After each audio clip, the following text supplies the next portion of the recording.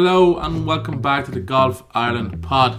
I am delighted to be your host Stephen Murphy, back with another bumper episode of all the golf action around Ireland over the past week, and thank you as always for joining us. We have Emma Fleming coming up later on as this week's guest. We'll be talking to her and we'll also be previewing the upcoming action for the next week as well. But as always, we will look backwards and review all the action from the last week, and we will start at the Headford Golf Club, where the All-Ireland Women's Silver and Bronze Medal finals took place. We'll start with the silver medal. Julie Hassett, should I say, was the winner of the women's silver medal, while Portumna's Ciara McLaren was victorious in the bronze medal after an exciting day of golf at the Headford Golf Club. The competitors competed over 18 holes of net Stableford, which saw 71 players take on the challenge of the new course in the silver medal final, while other 73 competitors took on the old course in the bronze medal, which is fantastic turnout there and participation. Hassett shot a great net score of 69 to claim the All-Ireland silver medal. She edged out Clodagh Byrne, who finished in second after being beaten on a back nine countback. Headford's Mary Hennessy used her local knowledge to shoot a net score of 72 and finish in third. So huge congratulations there to the ladies involved. In the bronze, McLaren shot an impressive net score of 69 also to clinch that bronze medal. She finished two strokes clear of Valerie Keeley, who shot a net score of 71, and then Helen Kelly from Dunleary finished in third, two shots further back with a net score of 73. Massive congratulations there to all of our winners and second and third place as well, and fantastic day out there at Headford Golf Club. We'll also now turn our attention to the Irish Mid-Amateur Championship for both the men and the women. In the men's, County Sligo golfer Rory O'Connor won, while in the women's we had Lahinch's Aileen Walsh, former guest here in the Golf Ireland pod. They were crowned Irish Mid-Amateur Champions at Port Salon. A huge congratulations to them. Rory O'Connor battled back from an opening 79 and rallied with rounds of 66 and a scintillating 65 on Sunday to bring the title back to Sligo. That is an incredible bounce back there after that opening 79, so well done to him. At one stage there was a four-way tie for the lead on 1 under, but O'Connor gradually pulled clear, and Frenchman Marcel Duclair, I hope I pronounced that right, finished second, 4 shots behind, with then Ben Best in third as well. Congratulations there to Rory O'Connor, great golf. And then Aileen Walsh continued her own personal battle with Emma O'Driscoll, last week's guest. Tried the final round, and her 71 was enough for a one-shot win. Walsh was 2 shots clear of O'Driscoll coming into the final round. However, a birdie on 8 for Emma drew the pair level at 3 under par. But then birdies on 12 and 13 helped Walsh to wrestle back the initiative. And despite a closing bogey, the 25-year-old was crowned women's champion on 5 under par. Great battle there between those two. A huge well done to Emma also, who was looking to win last week, as she stated, and she nearly did. She just came up one short. So, but also a massive congratulations to Aileen Walsh there. Another title with her name on it, so well done to her. Finally then, the Irish under-16 boys and girls teams that faced England at Carton House. They took on their counterparts, but unfortunately it wasn't to be. A strong start gave the English a 5-1 lead leading into the afternoon foursomes on Saturday, and it was a lead that they never relinquished, going on to win the match 15-9. Despite the defeat though, the Irish team played great golf throughout and gained a lot from the experience, which they will carry into future matches definitely. All those they're all learning opportunities, as they say, and we've learned that from plenty of the guests on the Golf Ireland pod over the weeks and months. And that recaps all of the action. So I will now throw it over to my conversation with Emma Fleming. I'm now delighted to be joined by Emma Fleming. Emma, thank you so much for taking time out of your busy day. How are you? Good, thanks. How are you?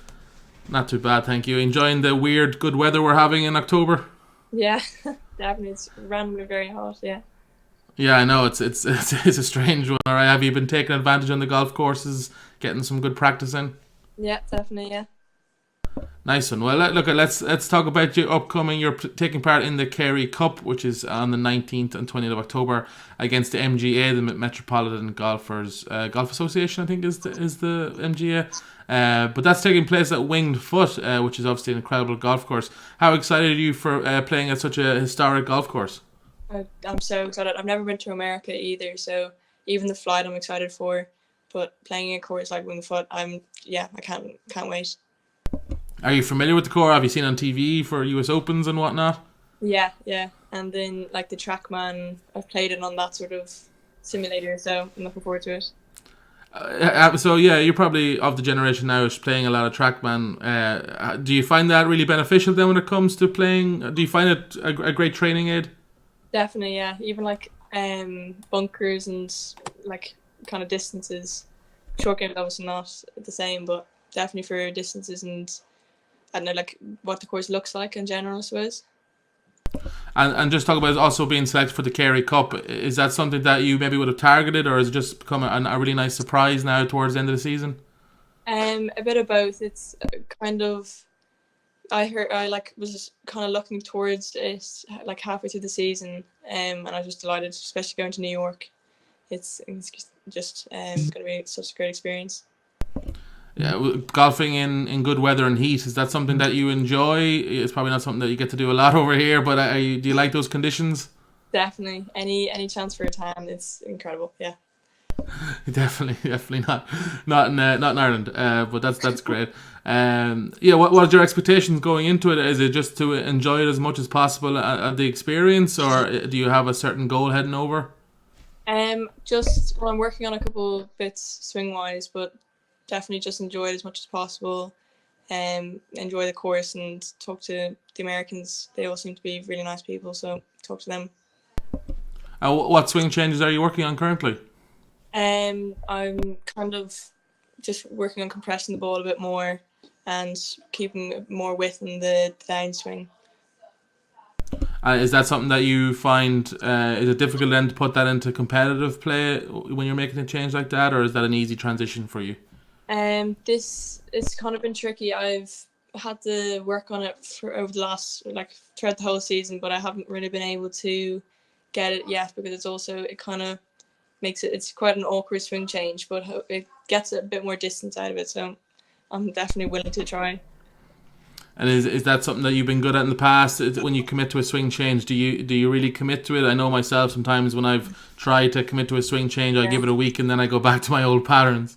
Yeah, I'm similar to that. Yeah, if it's very wide misses, then I'm not the best at keeping at it. Yeah, it is tough. Looking back at the season, Emma, you've played on the European girls teams, and you've also made the women's home international teams. Obviously, you're coming towards the end of the season this year. Do you look back on that now, and how do you? What's the emotions when you look back on those participating in those teams? I was an amazing experience. It was my first girls Europeans as well. I'm last since I'm out of the age now, but the course is the standard of play. It was my first time seeing it, so it was a great experience. And then for the women's homes, that was just it was amazing to see, especially towards the end of the season, just to see what part of my game needs to be fixed and needs to improve to be able to compete. It was both of them were amazing experiences. You talk about seeing the standard. Did the standard surprise you at how high it was? Was it the standard that you were expecting? A bit of both. It was the standard that I was kind of expecting, but the consistency was a lot higher than I thought it was going to be. It was, they're all just amazing players. But something to aim for as well. I'm sure it must be nice then to pitch your own game against that standard and see what the expected standard is, I suppose. Exactly, yeah. You also played in the KPMG Women's Irish Open, which is at Tremolin Castle, and not only did you play, you made the cut. Talk to me about that week. It must have been, I know anyone who's been there or played has all said how special of a week it was. Was that the same feeling for yourself? Definitely. My family were all down and my brother was caddying for me, so like a team effort, sort of a competition. My parents are obviously always very busy, so it was great that they got down to see it as well. But making the cut was the goal, so that was an amazing experience. How is having your brother on the bag? Is that is that easy? Is that difficult? There's definitely a couple of arguments, but it was good overall. Do you trust his golf knowledge? Yeah, he's irritatingly good at golf, so it's yeah. How was playing in front of crowds like that? Is that have you played in front of crowds like that before, or was that a first time? Definitely not the stand at the 18th. Even when it was empty on not empty, but there was, even when there was less people on the Thursday, even seeing the stand and seeing that people could be there for Leona or whatever, it was definitely, it was cool to see. Did that add extra nerves, or is there almost this is a show off aspect of, let me show all these people how good I am?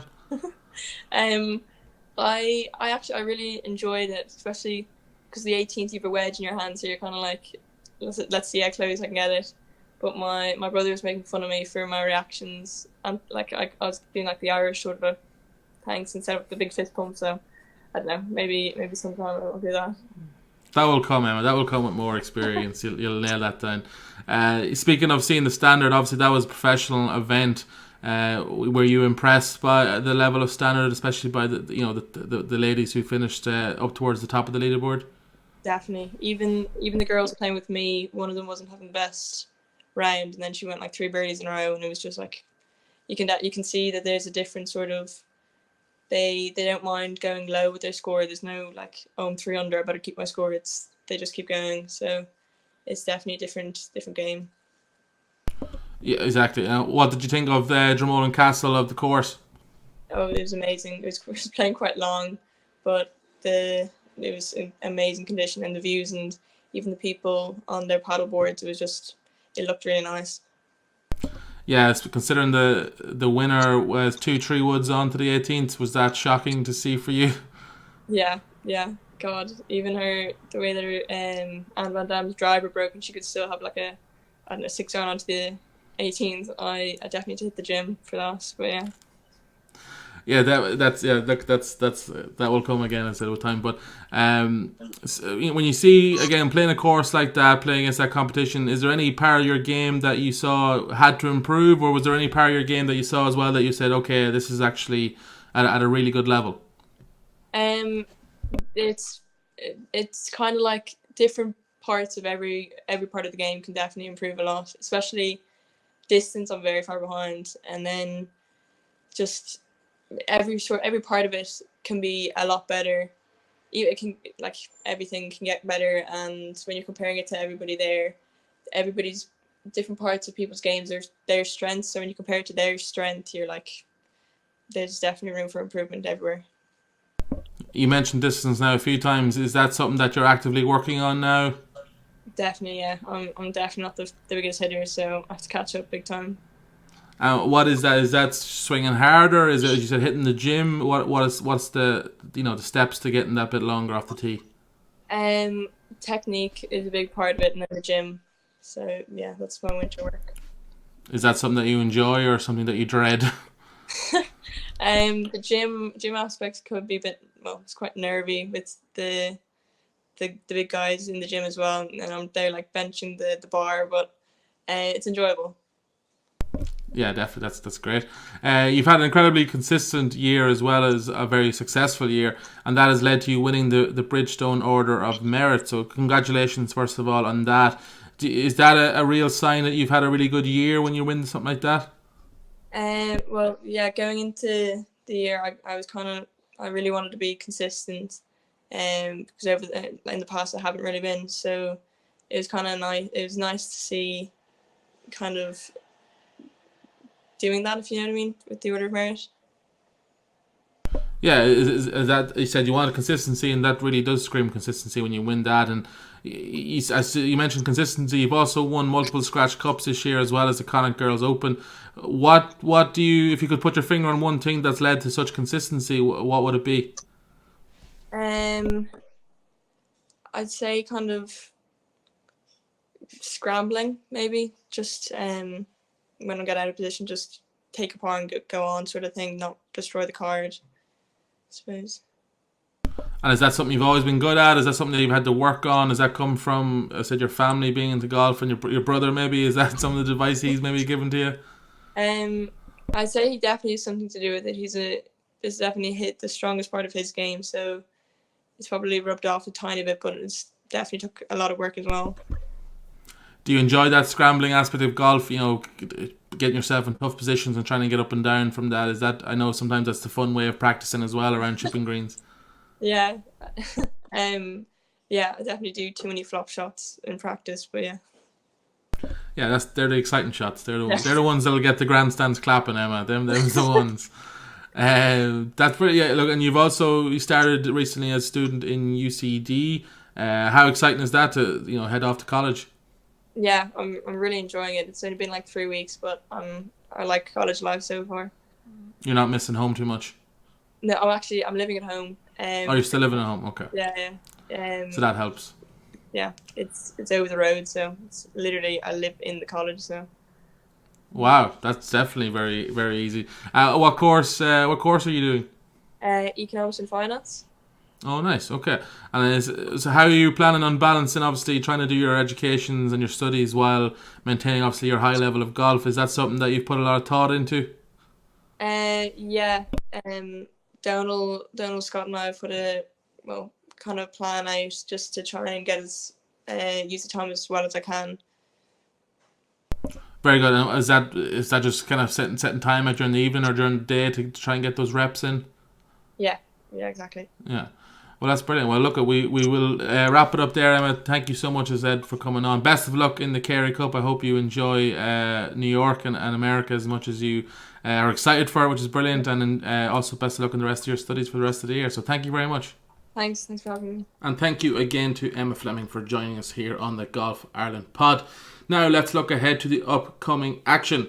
We'll turn our attention to the Eisenhower Trophy and the Espirito Santo Trophy. The 33rd Men's Championship for the Eisenhower Trophy will be held on the 18th to the 21st of October, while the 30th Women's Championship for the Espirito Santo Trophy will be held from the 25th to the 28th of October 23.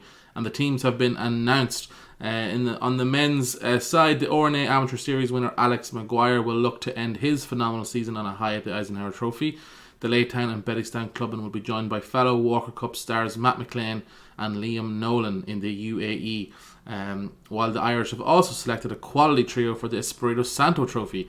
Beth Coulter continued her upward trajectory this summer and was the leading stroke play qualifier at the Women's Amateur Championship. She will be backed by the AIG Irish close champion Sarah Byrne, who recently won the low amateur at the Women's Irish Open, the KPMG Women's Irish Open.